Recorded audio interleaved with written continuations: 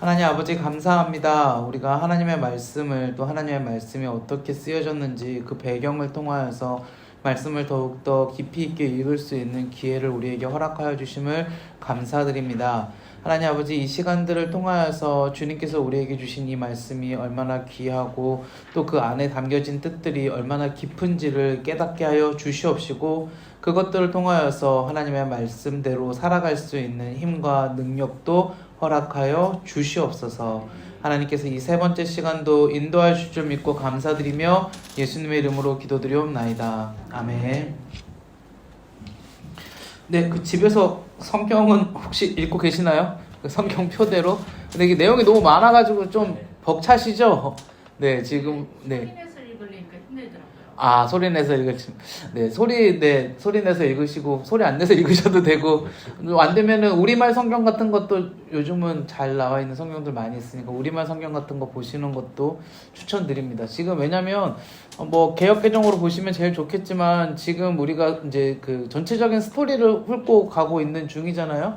그러니까 그때는 좀 우리말 성경 보는 것도 아, 이런 내용들이 말씀 가운데 있었지라는 거 다시 한번 확인하는 거니까 또 말씀을 깊이 있게 읽을 때는 우리말 성경이 좋긴 한데 여러 가지 의미에서 개역 개정이 좋긴 한데 여러 가지 의미에서 그렇게 보는 것도 추천드립니다.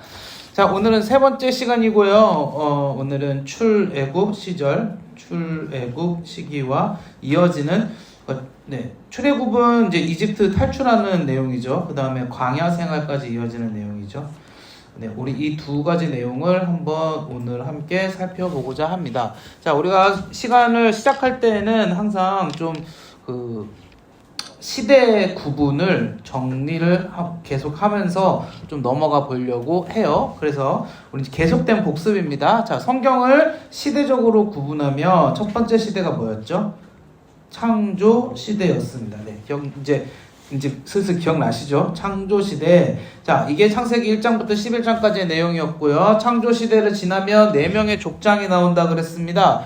그것을 무슨 시대라고 우리가 부르기로 했죠? 족장시대 맞습니다. 창세기 12장부터 50장까지의 내용이었습니다. 자, 족장시대에 요셉이라는 사람이 있었고요. 이 요셉이 이집트로 갔고 요셉의 아버지였던 야곱이 가족 70명을 이끌고 이집트로 이주했었죠. 그리고 400년이라는 시간이 흐른 이후에 이집트에서 탈출을 합니다. 그 시기를 우리가 뭐라고 부르기로 했죠? 성경책에서 따와서 출애굽 시대. 자, 맞습니다. 출애굽 시대는 모세가 지도자였기 때문에 모세 시대라고 부르기로 하였고요. 출애굽 시대, 모세 시대는 출애굽 시대와 또 하나로 나뉘죠. 출애굽은 이집트를 뭡니까? 이집트를 나왔다라는 뜻이죠. 그 다음에 또 하나 이집트를 나온 다음에 이들이 어디서 살았었죠? 광야에서 살았다. 그래서 우리가 이 시대를 광야 시대. 자, 출애굽 시대는 출애굽기였죠. 광야 시대는 민수기의 그 내용이 있다 그랬습니다. 오늘 우리가 할 내용이 여기까지예요. 자, 근데 복습이니까 우리가 이제 그 다음에 계속 시대를 한번 구분해서 가는 거니까 그 다음 한번 쭉쭉 가볼까요? 그 다음 나오는 시절이 언제였습니까? 자, 가나안 정복 시대라고 했습니다. 가나안 정복 시대.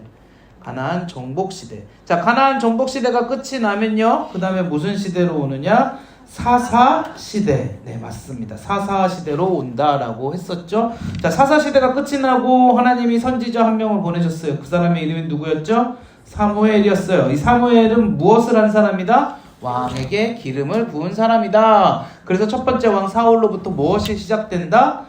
네, 맞습니다. 왕정 시대가 시작되었다. 아, 그렇구나. 왕들의 시대가 시작되었구나. 사울 왕으로부터 시작돼서 다윗으로 그리고 솔로몬으로 갔다가 솔로몬의 아들 르호보암 시대 나라가 어떻게 됐어요? 분열됐어요. 네, 남과 북으로 분열됐죠. 그러다가 어떤 일이 벌어집니까? 북이스라엘이 먼저 아시리아에 의하여서 어떻게 했어요? 멸망했고 남유다가 200년 정도 더 있다가 바벨론에 의하여서 멸망하였죠. 이렇게 멸망했을 때 이 남유다가 멸망했을 때 바벨론으로 뭐로 끌려갔다? 포로로 끌려갔다. 그래서 왕정시대 다음에 무슨 시대다? 포로 시대였습니다. 맞아요. 포로 시대였어요. 그 다음에 이 포로 포로 시대가 오래 가지는 않았죠. 포로 시대가 가다가 다시 포로 시대에서 하나님께서 이들을 이스라엘로 돌려보내 주셨는데 그 시대를 우리가 뭐라고 부르기로 했죠? 포로 귀한 시대라고 부르기로 했어요. 포로에서 귀한에서 이스라엘로 돌아왔다라는 의미에서 포로 귀한 시대라고 부르기로 했다라는 것이죠. 자, 성경은 여기서 끝이 납니다. 구약 성경이 여기까지 해서 구약 성경이 끝이 나요. 그리고 구약 성경과 신약 성경 사이에는 또 400년이라는 시간의 간격이 존재를 하는데, 이거는 성경에 나와 있지 않은 시간이지만 우리가 시대를 한번 구분해 보기로 했어요. 그래서 이거를 뭐라고 부르기로 했습니까? 우리가 신구약 중간시대라고 부르기로 했습니다. 이 중간시대에 정말 많은 일들이 벌어진다고 했었죠. 성경에 나와 있는 성경이 쓰여진 시기는 아니지만, 여러분 이때 벌어진 이 많은 일들이 이제 나중에 요 부분 할 때 같이 한번 이야기를 해볼 건데, 이때 벌어진 많은 일들이 예수님이 오실 길들을 닦고 있었어요. 정말 놀랍게도. 그래서 이 시절이 끝나면 이제 어떤 시대가 옵니까? 예수님의 생애를 우리가 확인할 수 있는 시절이 옵니다. 이게 복음서에 나오는 내용이죠. 맞죠? 자, 예수님의 생애가, 예수님이 이 땅에 출생하시고 사역하시고 고난당하시고 죽으시고 부활하시고 어떻게 하셨죠? 승천하셨어요. 그 이후에 예수님이 제자들에게 말씀하시죠. 너희는 사마리아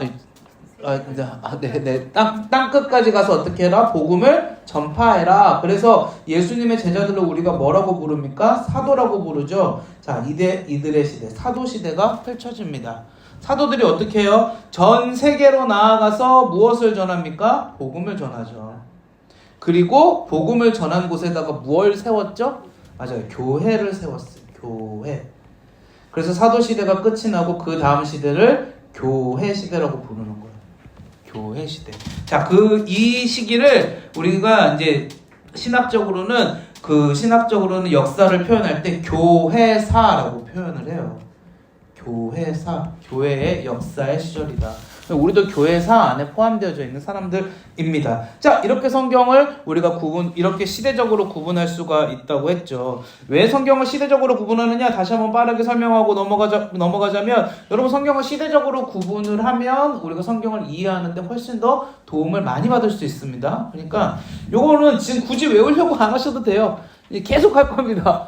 우리 12번의 그 수업 시간 동안 계속 할 거니까 자연스럽게 아마 외워지실 거예요. 그리고 하다 보면, 이 성경이 여기에 포함되어졌구나.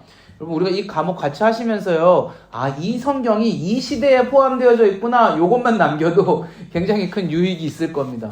네, 그러니까 그렇게 아시고 이제 넘어가시면 좋을 것 같습니다. 시대 구분은 여기까지 하도록 하고요. 자, 오늘은 이제 출애굽기부터 출애굽기, 아까 말씀드렸던 대로 오늘은 출애굽 시대와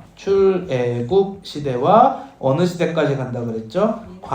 민수기의 광야 시대 맞습니다. 민수기의 광야 시대까지를 우리가 해보려고 합니다. 출애굽 시대는 출애굽기에 모두 기록이 되어 있고요. 광야 시대는 민수기에 모두 기록이 되어져 있습니다. 그러면 우리가 지난 시간에도 한번 말씀드렸지만, 이상하네요. 모세오경은 총 5권인데요. 창세기는 창조시대랑 족장시대인 거 알았으니까 넘어간다고 할게요. 그러면 레위기랑 신명기는 도대체 뭔가요? 라고 했을 때, 여러분 출애굽기가 이 출애굽하는 역사에 관련된 기록된 책이라 그랬죠. 하나님이 이 출애굽 직후에 이스라엘 백성에게 법을 주세요. 그게 레위기죠. 레위기. 지난주에 제가 말씀 한번 드렸었는데, 여러분 국가의 3대 요소가 뭐였죠? 영토, 국민, 그리고 주권이죠. 영토, 국민, 그리고 주권입니다. 영토는요, 하나님이 가나안 땅을 주시겠다 그래서 이스라엘이 어떻게 하고 있어요? 출애굽해서 어디로 가는 거예요? 그들의 목적지가 가나안 땅으로 가는 거예요. 하나님이 영토를 주셨죠. 자, 보세요. 하나님 나라의 국가를 만드는 거예요. 하나님 나라의 국가를 만드는 거죠. 지금 하나님 나라를 하나님께서 만드시는 과정 가운데 있다라고 생각하면 쉬워요. 국민은 누구였어요? 이 당시에는 이스라엘이고 지금은 그리스도인이에요. 자, 이 당시에는 이스라엘을 하나님께서 국민으로 만드셨어요. 그럼 주권은 누구한테 했을까요?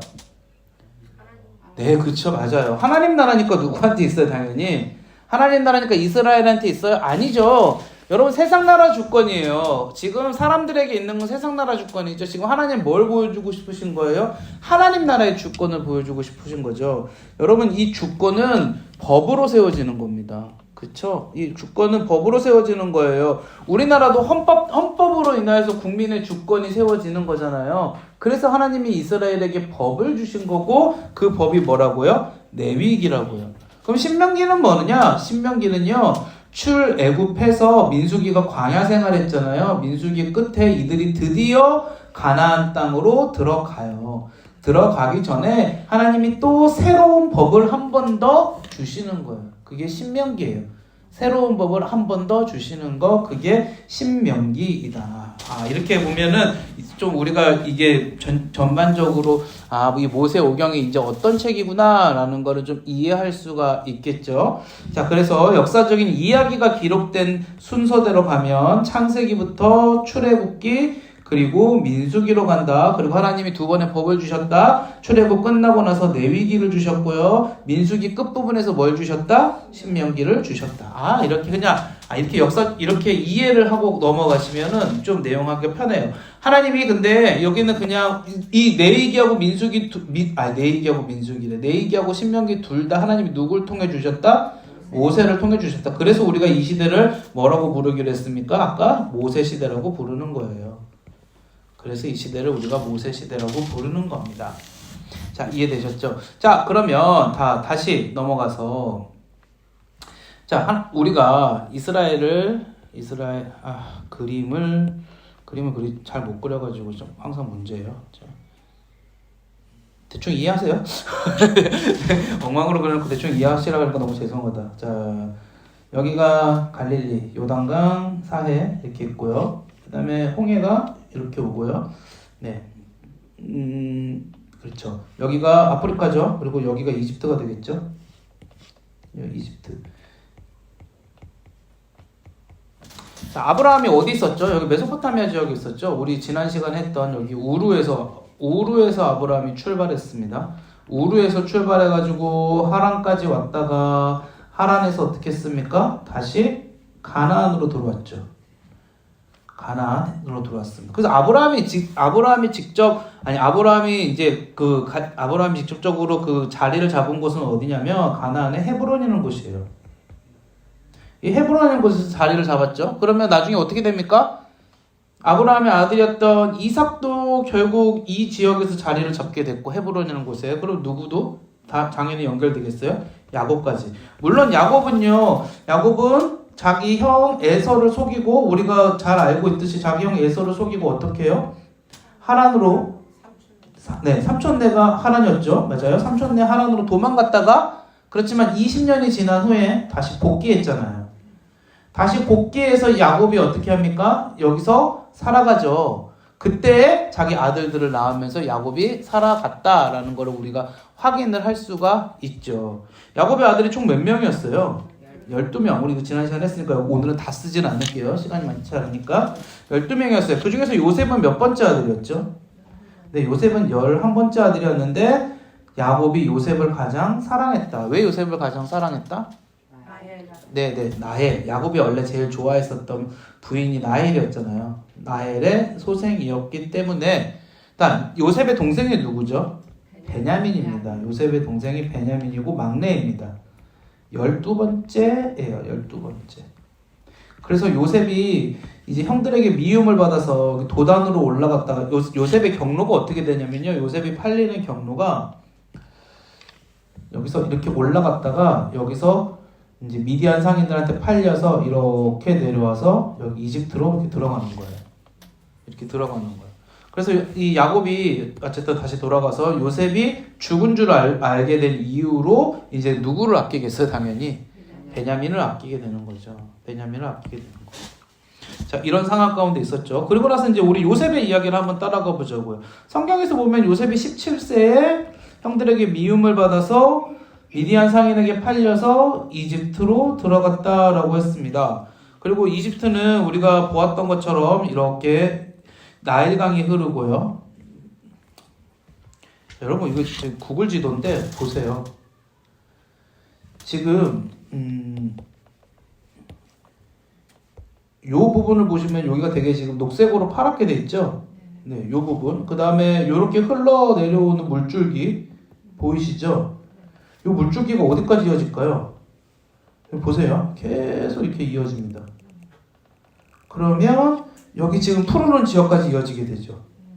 그러니까 이게 무슨 소리냐면 지금 여기 이 물줄기도 이 구글 지도인데 위성 지도인데 물줄기 옆에를 보면은 이 물줄기가 있는 곳만 오직 녹색이에요. 여기는 지금 다 사막인 거죠.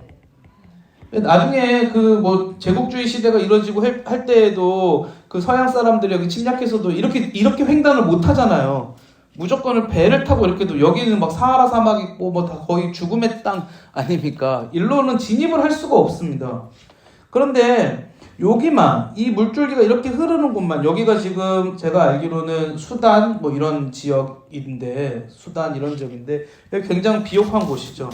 그러면 비가 쫙 오면요. 비가 쫙 오면 여기가 뭐 그 왜 그 유명한 뭐 빅토리아 호수 있고 막 이런 수원지대라 그러잖아요. 비가 쫙 오면 어떻게 합니까? 여기 토사물을 딱 가지고서 물이 이렇게 막 이렇게 흘러서 요 옆에다가 이제 내려갈 때마다 토사물을 조금씩 쌓는 거죠. 그리고 마지막 하류에 가니까 가장 많은 토사물을 쌓게 되죠. 그리고 여기 나일강의 요 끝에서는 강줄기가 여러 갈래로 이렇게 흐트러집니다. 그래서 여기를 뭐라고 부르냐면 요렇게 지금 보이고 있잖아요. 이게 무슨 모양처럼 보이세요? 도형으로? 네, 그래서 여기를 삼각주라고 부릅니다. 삼각주라고 부릅니다. 네, 여기가 가장 비옥한 곳, 여기가 지금 어디냐? 이집트의 중심이 되는 거죠. 우리가 이집트 했을 때 이스라엘 그 야곱이 그 고센 지역으로 들어갔다 뭐 했다라는 것들이 다 여기 안에 들어가 있는 거예요. 요 비옥한 곳에. 이해가 되시죠? 여기서부터 이렇게 오니까.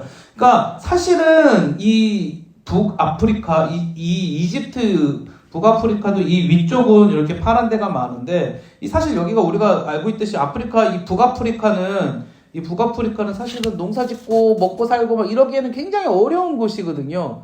그럼에도 불구하고 이집트가 번성할 수 있었던 이유는 이러한 것들이 있었기 때문에. 여러분 또 나무가 너무 많아도 농사 짓기 어려운 거 알고 계시죠?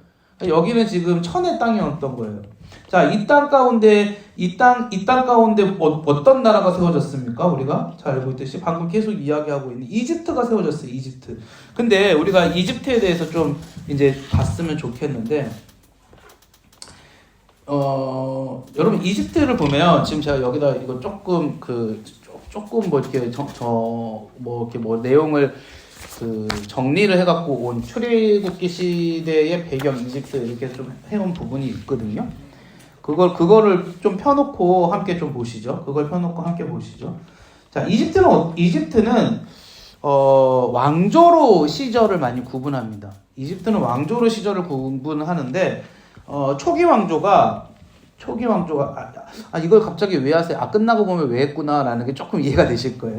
제가 이제 출애굽으로 넘어가잖아요. 요셉의 시대로부터 400년이 흐르고 나면은 출애굽 시절이 이어지는데 이 400년 동안 어떤 일이 있었는지를 좀 한번 살펴보자고요. 오늘 본격적으로 출애굽을 하기 전에.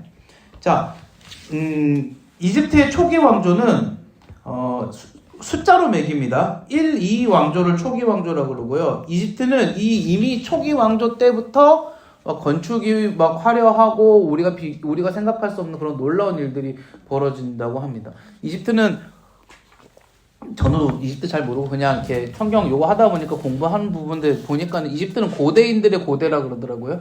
뭐 이때가 벌써 BC 3000년경 전 이런 때이고요. 자, 그 다음에 초기 왕조 이후에 나오는 사망조가 있는데 이 사망조 때 이미 대피라미드 이런 것들을 다 지었다. 62m 그 대피라미드 이런 게 이미 이 사망조 때 지어졌던 것들이 다수 있다라고 할 정도로 그러한 시절입니다. 그리고 나서 사왕조로 이어지는데 이 사왕조가 굉장히 황금 시대였대요. 굉장히 번영했던 그러한 황금 시대였는데 이상하게 여러 가지 이유가 있겠죠. 4왕조에서 5왕조 그리고 6왕조에 이르니까는 이 황금 시대가 굉장히 많이 쇠락하고 이제 번영했던 게 이제 조금 침체기로 들어왔던 거죠. 침체기로 들어왔습니다. 그리고 나서 이제 시절을 유광조부터 쭉 이제 그 침체기들이 이제 시방조까지 이어지고요. 시방조까지 조금 이어지는 상황에서 11왕조, 12왕조 시대가 우리가 잘 알고 있는 그 족장들의 시절이라고 그러더라고요. 11시왕조가 우리 성경으로 따지면 족장시대하고 거의 동일한 시대. 족장시대. 이때를 근데 제1혼란기라고 부른대요. 이때를 제1혼란기라고 불러. 이때를 제1혼란기. 제1혼란기. 그런데 이 제1혼란기를 거치고 나서 족장시대에 들어오면 뭐가 생기냐면 이 11왕조 때 통일왕국이 생겨요. 통일왕국이. 그러니까 이집트가 이제 본격적으로 힘을 발휘하기 시작하는 거죠.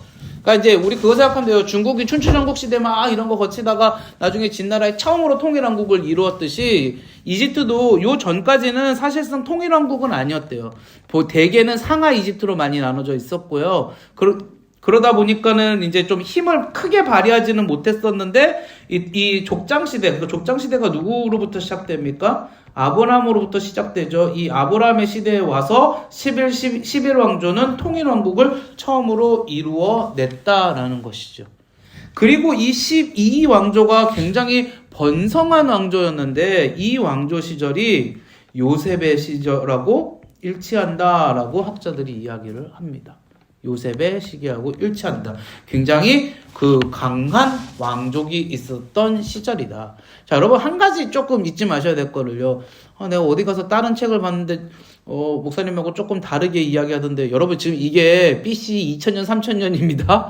네, 이 정확하게 맞아떨어질 수는 없어요. 근데 보통 대부분의 거의 모든 학자들은 이렇게 이야기를 하더라고요. 그래서 제가 거의 이렇게 정설로 나와 있는 그 내용만 조금 정리를 해본 거예요. 이 여러 가지 설이 너무 많아가지고요. 근데 이거는 거의 많은 학자들이 동의하는 정설만 이야기하고 있는 거니까 그렇게 좀 한번 이해해 주셨으면 좋겠습니다. 자, 그리고 이 12왕조 시절에 요셉의 시절이 끝이 날 무렵에 13왕조로 이어지는데 요셉이 죽고 나서 13왕조에는 왕족이 아닌 이 당시에 이집트의 장관들이 그러니까 좀 소위 말하면 반란 같은 거를 해서 나라를 좀 뒤집어 한번 엎을 때가 온대요. 그래서 이때를 명분 없는 왕조다라고 부릅니다. 명분 없는 왕조라고 부르고 이때를 이집트 제2중간기라고 부릅니다. 제2중간기. 자, 그리고 나서 14왕조로 넘어가는데 14왕조는 거의 기록이 없고요. 자, 이제 15, 16왕조하고 17왕조가 동시에 존재를 합니다. 이게 무슨 소리냐? 15, 16왕조는 이민족이 세운 왕조예요. 이민족이 세운 왕조. 그럼 17왕조는 정통왕조겠죠. 여기서 말하는 이민족은 힉소스 민족인데 여러분 보세요. 우리가 노아의 홍수 시대 이후에 셈, 함, 야벳 이렇게 나누잖아요. 그러면 지금도 하고 있는 이야기인데 자 보세요. 여기를 함족이라고 많이 불러요. 함족. 그 다음에 요 메소포타미아 지역 요 위를 누가 지배했다 그러죠? 셈. 그 다음에 요쪽을 야벳. 이렇게 이야기를 많이 합니다. 이렇게 구분을 많이 합니다. 지금은 조금 더 흐려졌는데 당시 고대 근동은 이렇게 구분하는 게 일반적이었거든요. 그럼 여기 셈족들은 우리가 지난 시간부터 이야기를 했었는데 셈족들이 누구였어요? 우리가 그 알고 있는 아시리아 그리고 바벨론이죠. 바벨론으로 주요되고 나중에 예수님 시기 바로 직전에 누가 번성했다 그랬어요? 페르시아가 번성했다 그랬었죠. 근데 자, 지금은 어떤 시기냐? 여러분, 지금은요, 이 메소포타미아 지역에서 제일 먼저 세상에서 그 역사학자들이 이야기하고 여기서 제일 먼저 초기 철기가 등장했다라고 하더라고요. 여기서 제일 먼저 초기 철기가 등장했대요. 이 셈족에게서. 이 셈족의 초기 철기가 등장을 했었는데 여기에 아모리 족속이라고 있습니다. 이 아모리 족속들은 유목민족인데 그러니까 여기 이런데 이렇게 살았었어요. 근데 이 아모리 족속이 이 지역을 평정하고 나라를 세우는데 그 나라가 바빌로니아입니다. 요 바벨론하고는 다릅니다. 이거는 고대 바빌로니아예요.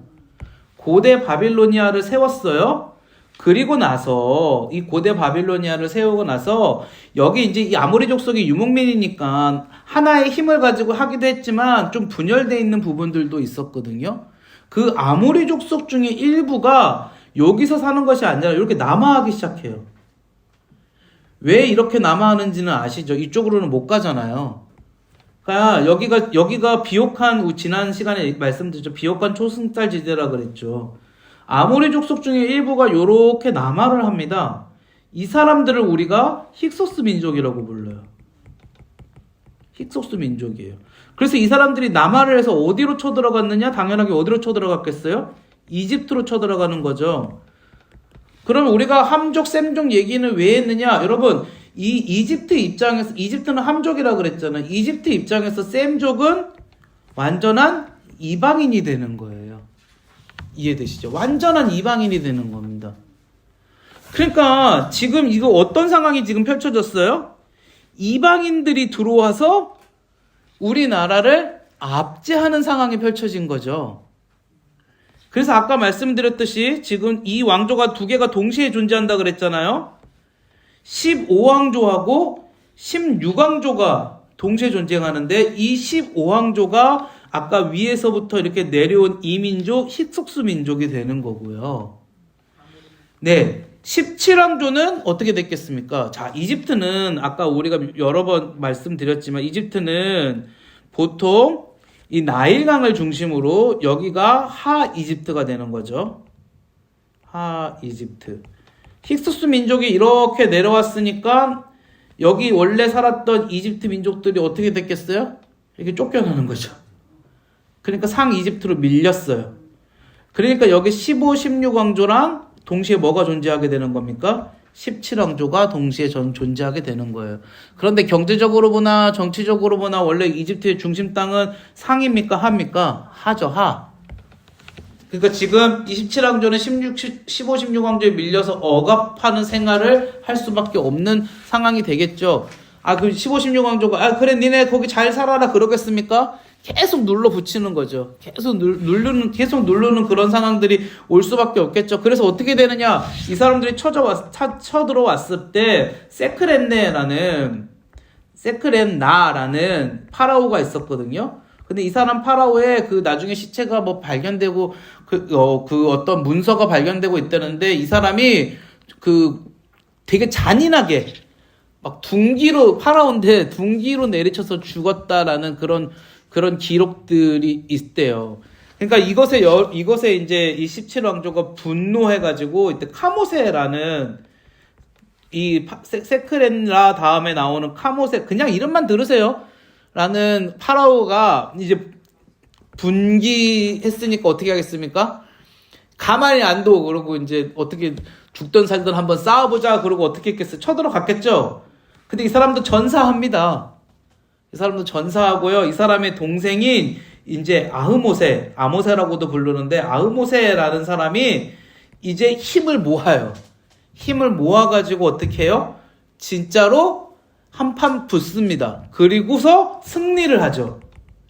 그리고 승리를 하고 이 힉소스 민족을 점차 어떻게 해요? 밀어내는 거예요. 그리고 이제 이 17왕조가 이 이집트를 다시 정상적으로 차지하게 되는 거죠. 그 정상적으로 차지했기 때문에 그때부터 이 17왕조를 넘어서 이제 뭐라고 부르냐면 18왕조가 시작되는 겁니다. 그래서 이 18왕조를 아모세라고도 부르는데 아흐모세로부터 이 18왕조가 시작되는 거예요. 근데 여러분 이제 배경을 좀 이제 경험해 보셨으니까 아시겠죠. 여러분 출애굽기 1장 8절에서 10절을 보면 요셉을 알지 못하는 새 왕이 일어나 애굽을 다스리더니 그가 그 백성에게 이르되 이 백성 이스라엘 자손이 우리보다 많고 강하도다. 자, 우리가 그들에 대하여 지혜롭게 하자. 두렵건대 그들이 더 많게 되면 전쟁이 일어날 때 우리 대적과 합하여 우리와 싸우고 이 땅에서 나갈까 하노라 하고 라고 했거든요. 우리 대적과 합하여 우리와 싸우고, 여기서 지금 우리 대적이 누구겠습니까? 그렇죠. 힉소스가 되는 거예요. 여기서 우리 대적이 히속스가 되는 거죠. 단순히 우리는 성경을 잘못 보면 이스라엘이 많아져 갖고 그냥 이집트가 얘네들을 무서워했나? 아니요, 그게 아니죠. 여러분, 이스라엘이 셈족입니다. 아까 히속스가 무슨 족이라고요? 셈족이라고요. 셈. 이집트가 함이고 히속스가 셈족이라고요. 그러면 이스라엘과 히속스는 같은 족이 되는 거예요. 그러니까는 이 이집트 입장에서 봤을 때에는 둘 다 이방인이고 무섭겠습니까? 안 무섭겠습니까?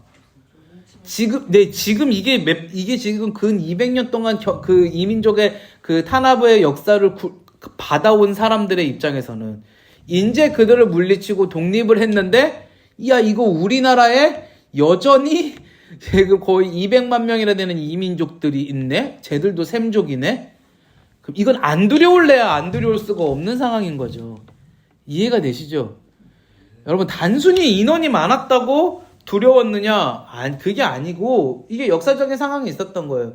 이스라엘은 자기들 힘으로는 이때까지만 해도 아무것도 못할 수밖에 없는 상황인데, 이집트의 머릿속에는 얘네가 만약에 힉소스랑 같이 힘을 합치면, 힉소스가 지금은 우리가 물리쳤다 그랬지만 다시 내려올 가능성이 충분히 있는데, 얘네가 만약에 이렇게 힘을 합치면 이제 무서워지는 거죠. 자, 그리고 여기 보면 이 18왕조에 들어서 새로운 신전을 건축했다라고 이야기가 써 있잖아요. 왜 새로운 신전을 건축했을까요? 여러분, 그 전에 지금 15, 16왕조 때 있었던 왕조는 이집트 정통이 아니라니까요.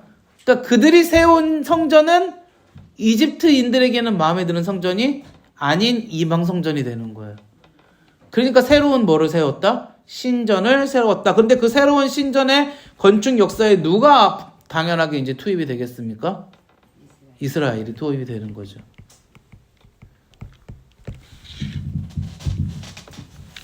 그래서 투트모스 1세, 아흐모세 1세 다음에 투트모스 1세라는 왕으로 가면, 파라오로 가면, 이때 투트모스 1세가 아흐모스 1세가 정복 통일을 했잖아요. 그 통일 이후에 우리가 이제 나라를 통일하고 나면 그 다음 세대 가면 이제 한 3, 4대까지는 나라가 부강하잖아요. 투트모스 1세도 거기에 영향을 받아서 정복 전쟁을 많이 하고 나라가 커지죠. 그리고 더 히브리 민족을 누르죠. 그게 지금 출애굽기 1장 15절에서 17절에 보면 애구방이 했을 때 여기 이 애구방이 투트모스 1세라고 생각을 많이 합니다. 히브리 산파 시브라라고 하는 사람과 부하라 하는 사람에게 말하여 이르되 너희는 히브리 여인을 위하여 해산을 도울 때 그 자리를 살펴서 아들이거든 죽이고 딸이거든 살려두라 라고 했던 이 영유아 사례를 지시했던 왕이 아마 이 사람일 것이다 라고 이야기를 하고요. 그리고 나서 그러면 이 투트모스 1세의 딸이었던 사람이 누가 되겠습니까? 네, 모세의 엄마가 되는 거죠. 그게 누구냐? 하트셉수트라는 사람입니다. 근데 이 하트셉수트라는 사람은 굉장히 우리가 무슨 애니메이션이나 이런 걸 보면 되게 온화한 사람처럼 나오는데, 나중에요, 이 사람은 여왕을 한 20년간 합니다. 그리고 이 사람도 굉장히 좀 철의 통치자였다라고 해요. 네. 모세의 어머니였는가? 네, 아마 모세의 어머니였을 걸로 추정을 하고 있고요. 근데 그 남편이 아메노텝 2세라고 하는데, 이 사람이 그 모세의 대적자였을 거라고 하거든요. 근데 우리가 이집트 왕자 보면은 이렇게 조금 족보가 좀 이상하게 되죠. 하트세스투의 아들이었던 사람하고 이 모세하고 같은 이 저길로 학렬? 이렇게 표현하면 같은 결로 나온 그런 건 아닌 것 같고요. 근데 이거는 여러 가지 설들이 있습니다. 아무튼 중요한 건 뭐냐? 이 18왕조의 그 어떤 배경과 정체성입니다. 18왕조의 정체성은 방금 말씀드렸듯이 힉소스 민족을 몰아낸 통일 왕국을 이뤄낸 국가였다라는 거. 그러다 보니 힘도 막강하였다라는 거. 그러다 보니 자기들의 원래 대적이었던 힉소스, 셈족을 자연스럽게 증오하고 싫어할 수밖에 없었는데, 그 셈족 중에 한 계열이 누구였다? 히브리인 곧 이스라엘 사람들이었다라는 것들. 이제 이렇게 보면요, 우리가 이스라엘을 이해하는데, 이스라엘이 아니고 우리가 출애굽을 이해하는데 큰 도움을 좀 얻을 수가 있어요. 좀 이해되시죠? 자, 이런 배경 가운데에서 왜 이런 배경 가운데에서 파라오들이 그 히브리 백성들을 탄압한 이유가 나오고요. 거기서 하나님께서 이 이스라엘을 출애굽시킬 수 있는 그런 상황들이 펼쳐지는 걸 우리가 확인할 수가 있습니다. 자, 이제 상황을 한번 성경으로 다시 돌아와 볼까요? 지금 배경에서 좀 오랜 시간을 우리가 이 배경에 좀 시간을 쏟았는데, 우리가 다시 성경으로 돌아와 보면 이러한 배경 가운데에서 출애굽, 이거 한 장 넘기십시오. 아니다. 전장으로 가십시오. 전장으로. 맨 앞장. 여기 출애굽 세부 내용 이쪽에 의미로 가십시오. 네, 그걸 보시면서 이야기하시면 보시면 편하고요. 사실은 더 좋은 거는 여기 24페이지를 함께 보시죠, 차라리. 24페이지를 보시면서 함께 보면 훨씬 좋을 것 같습니다. 거기 지도가 있잖아요. 지도를 보시면서 이제 우리가 한번 좀 보시죠.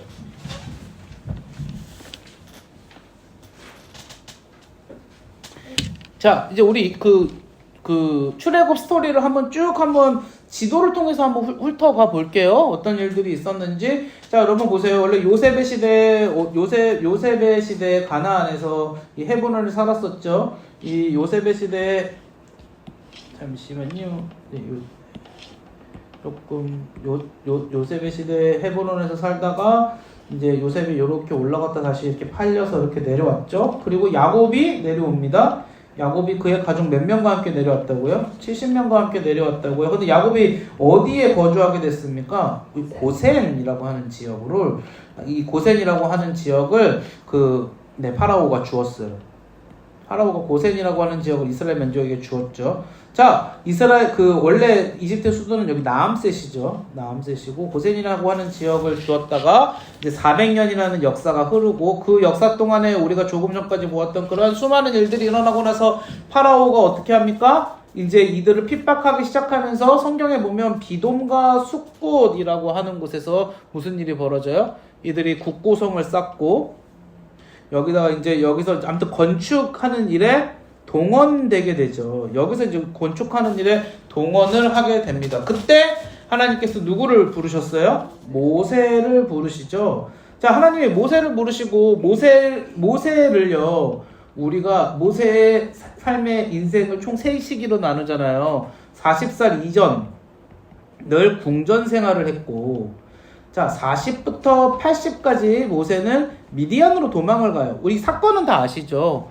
궁전생활 말미에 모세가 자기 어머니한테 사실은 컸는데, 어머니가 이제 유모로 들어와서 컸는데, 자기 동족 사람이 고통당하는 걸 묻고 그를 쳐 죽였다가 나중에 도망가잖아요.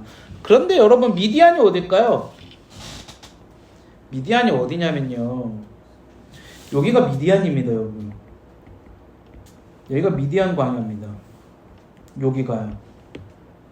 이게 무슨 말이냐면요.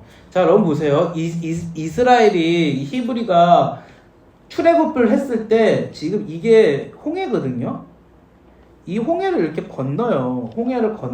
건너가지고 이들이, 여기가 지금 시내산입니다. 여기가 시내산이에요. 여기서 이렇게 지내요.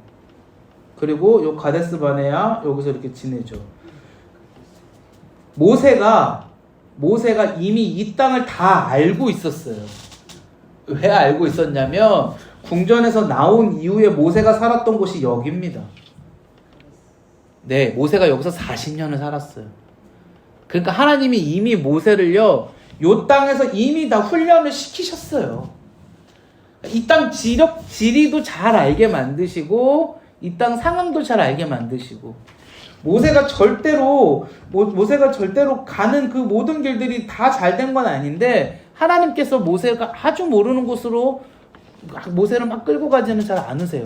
이미 모세한테 다 경험을 시키시더라고요. 모세한테 다 경험을 시키시고 모세를 이끄시고 하더라고요. 이게 놀라운 하나님의 역사인 거죠. 자, 다시 돌아가가지고 여기서 그렇게 했다가 이제 다시 돌아오고, 모세가 여기서 80살에 하나님의 부르심을 받아서 어떻게 합니까? 다시 돌아오죠. 그리고 나서 10가지 재앙이 펼쳐지죠. 10가지 재앙, 이것도 다 출애굽기만 한두 시간 했으면 좋겠는데 일단 좀 건너뛰겠습니다. 네, 10가지 재앙 중에서 마지막 장자 죽음의 재앙이 끝나고 드디어 어떻게 합니까? 이스라엘이 이제 고센 땅을 출발하죠. 고센 땅을 출발해서 자, 숲곳도 자기들이 익숙한 곳이고요. 이렇게 해서 지금 어디로 그 이스라엘이 이제 그 고센 땅에서 이제 출애굽을 시작을 하는 거예요. 고센에서 출애굽을 시작을 하는 거죠. 400년간의 노예 생활을 뒤로 하고 쭉쭉 갔다가 숲곳에서 숲곳 땅에서 처음으로 이제 자신들이 그 주변을 이제 좀 둘러보고 이렇게 쭉 내려가는데 보시면은 이렇게 쭉 내려갈 때 여기가 처음에 이제 홍해에 이르게 되죠. 홍해에서 우리가 그 유명한 홍해에서 유명한 사건이 펼쳐지지 않습니까? 이게 뭡니까? 이집트가 포기하지 아니하고서 어떻게 했어요? 군사들을 이끌고 이 홍해로 쫓아오는 그런 유명한 사건들이 펼쳐지죠.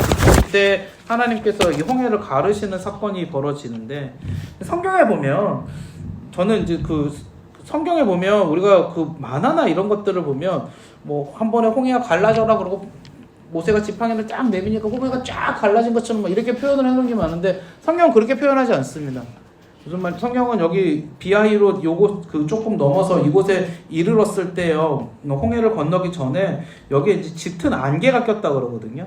짙은 안개가 껴서 이집트 군대가 요 바로 앞에서 이 안개가 심하면 운전하고 가볼 때 안개가 심하니까 정말 한치 앞도 못 보겠던데요. 그러니까 이집트도 여기서 한치 앞도 지금 앞으로 가지 못하고 이렇게 딱 막혀 있는 상황에 있었고 이제 이스라엘은 여기 이제 그 바다 앞에 있었는데 그때 모세가 기도를 하죠. 근데 그 모세의 기도가 뭐 한 10분, 20분 한 게 아니라 보면 밤새도록 기도했더라고. 모세와 이스라엘이 밤새 기도할 때 하나님께서 밤새 동풍을 불게 하셔서 이 바다를 밀려나게 하셨다라고 성경에 표현되어져 있습니다.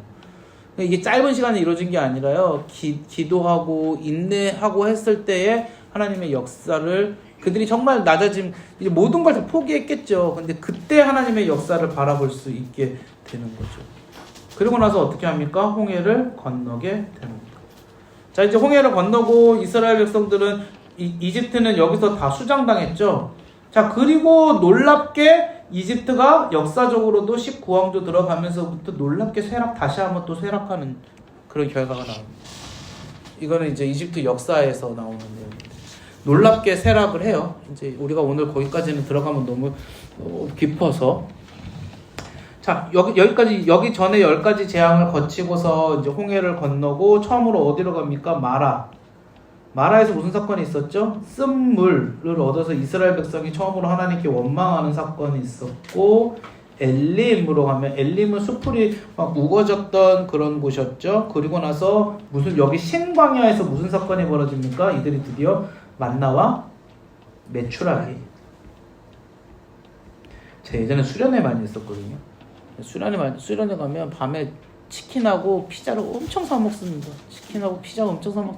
한 1,300명, 1,500명 제가 수련회 총무하고 그랬었는데 그러면 그 치킨집 사장님이 고맙다고 치킨을 몇 마리 시키냐면 한 1,500명도 수련회 하면은 보통 한 500에서 600마리를 치킨을 시켜요. 그 치킨 사장님 고맙다고 행정실에다 치킨을 엄청 쌓아주고 가셔요.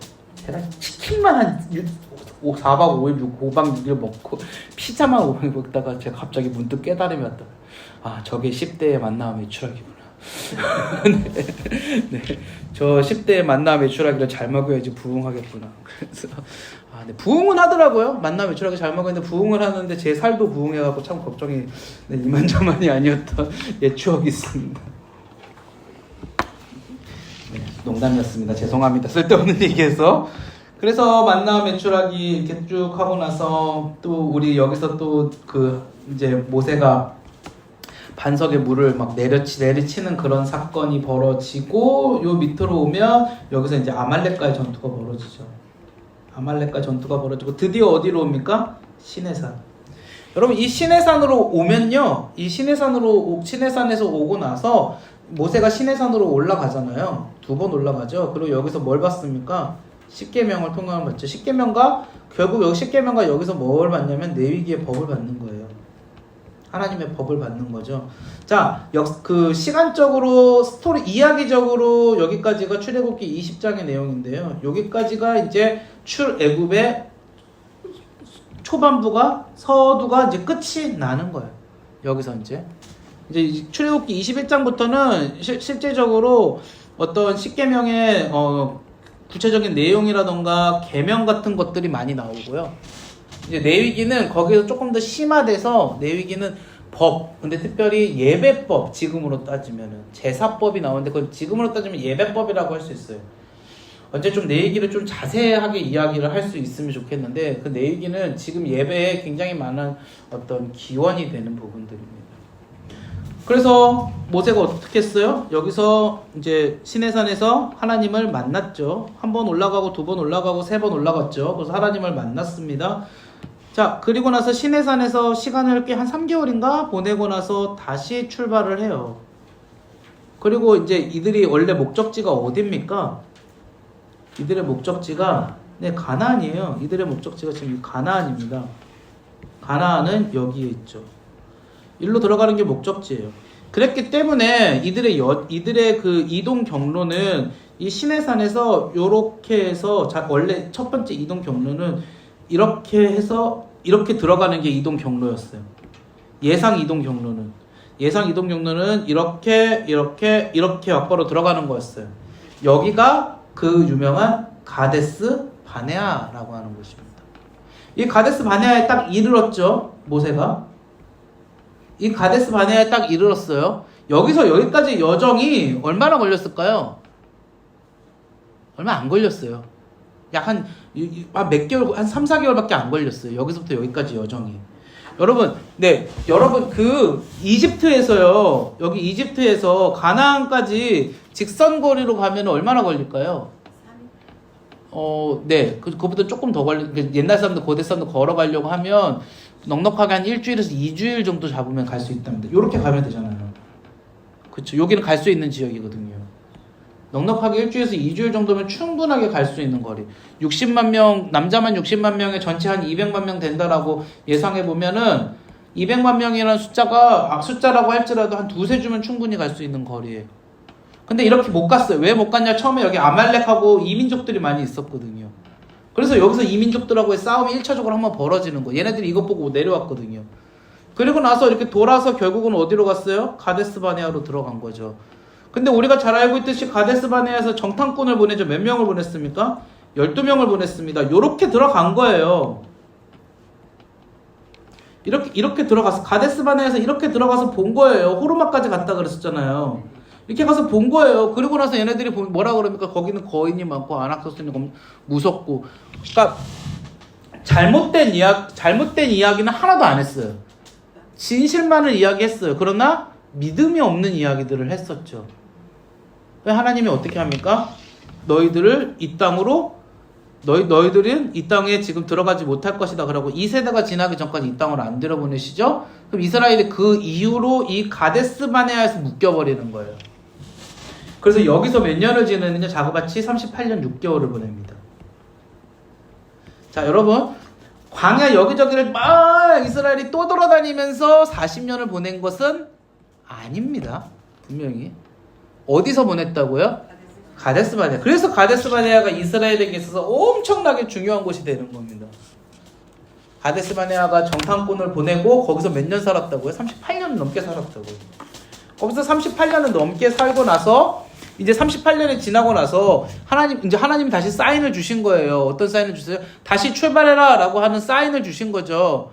그러니까 이들이 다시 출발을 합니다. 그런데 이들이 결국은 일로 못 들어가요.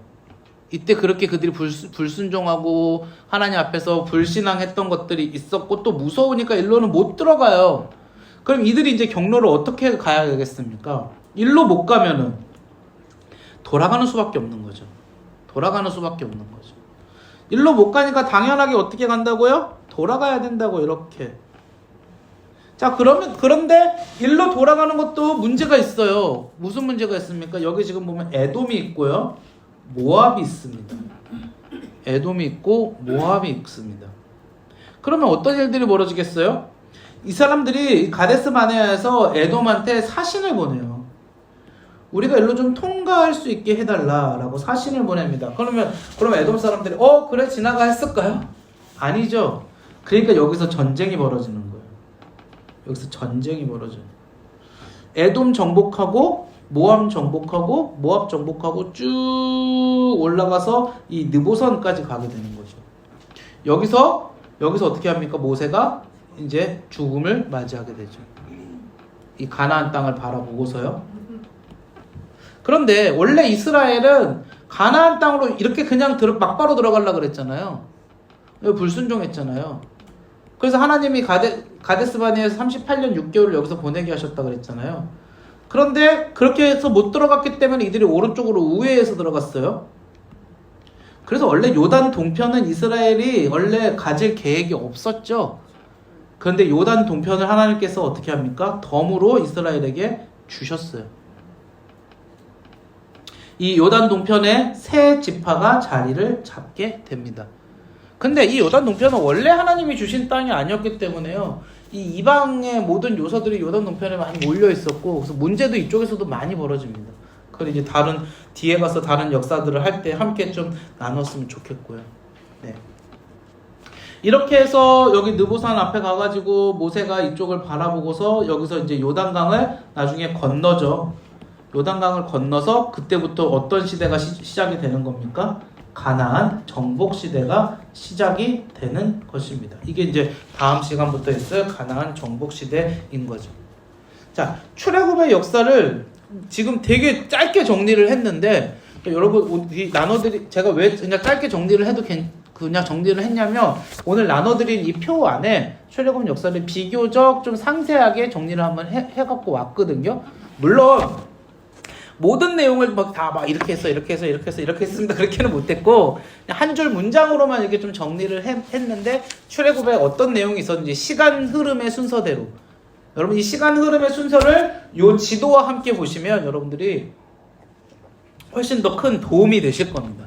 이러이러한 일들이 벌어져서 출애굽이 이러한 경로로 이렇게 이어졌구나 라는 것들까지 좀 보시면 훨씬 도움이 되실 거라고 생각합니다.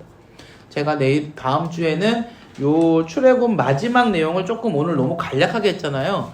요 마지막 내용을 하고 가나안 정복 초창기하고 연결이 되기 때문에 요 마지막 내용을 조금 언급하면서 가나안 초창기를 시작하려고 그러고요. 오늘은 제가 지금 그 시간이 너무 많이 가가지고 사실 처음부터 좀 했으면 좋겠는데, 이거 출애굽의 10가지 재앙에 있었던 의미라던가 뭐 각각의 사건이 주는 의미라던가 이런 것들을 좀 잘 깊이 있게 다루지는 못했어요. 네, 좀 죄송하고, 근데 그 많이 못 들어보셨을 만한 내용, 왜 그런 역사적 배경 가운데에서 이스라엘이 고통당했을까? 이런 것들을 좀 하느라고. 근데 뒤에 내용들은 다 성경에 나오는 내용들이라서 일부러 오늘은 많이 못 들어볼 법한 내용을 중심으로 하느라고 좀 뒤로 소홀히 했는데 조금 좀 죄송하고요. 제가 다음번에 기회가 있으면 오늘 이 성경에 나온 내용들도 좀 자세하게 하겠고, 대신에 아까 말씀드린 대로 오늘 못 다룬 내용은 프린터물로 다 정리를 해놨어요. 네, 그래서 일부러 지금 프린트물에 정리가 돼 있어도 좀 이해가 안 될 법한 부분 위주로 오늘 많이 했으니까, 그거 한번 좀 프린트물 한번 집에 가서 꼭 한번 읽어보시고, 그 다음에 다시 한번 출애굽기를 읽어보십시오. 그러면 조금 더 출애굽기를 이해하시기가 편할 겁니다. 네네. 그렇게 하시면 좋겠습니다. 네, 오늘은 여기까지입니다. 도움이 되셨으면 좋겠는데 도움이 되셨을려나 걸 잘 모르겠네. 네네. 다음 시간에는 가나안 정복 시절하고 사사 시대를 좀 연달아서 하도록 하겠습니다. 그리고 그 다음 시기간이 제가 깜빡했는데 총선이 있어서 쉬는 날이라 그러더라고요. 그래서 그 다음 시간에 한번 휴강하고요. 사사 시대 끝나고 나서 휴강 한번 하고 그 다음에 이스라엘 지리를 한번 하려고 그래요. 이스라엘 지리. 네, 그래서 이스라엘 지리가 되게 재밌습니다. 근데 이스라엘 지리를 한번 봐야 되는데 지리를 우리가 볼 경험이 거의 없거든요. 지리를 통해서 성경을 좀 이해해보는 시간, 1시간을 잡고 지리만 하려고 하니까 그때는 이스라엘 지리에 대해서 좀 함께 공부해볼 수 있는 시간이 됐으면 좋겠습니다. 네, 오늘은 여기까지고 기도하고 마치도록 하겠습니다.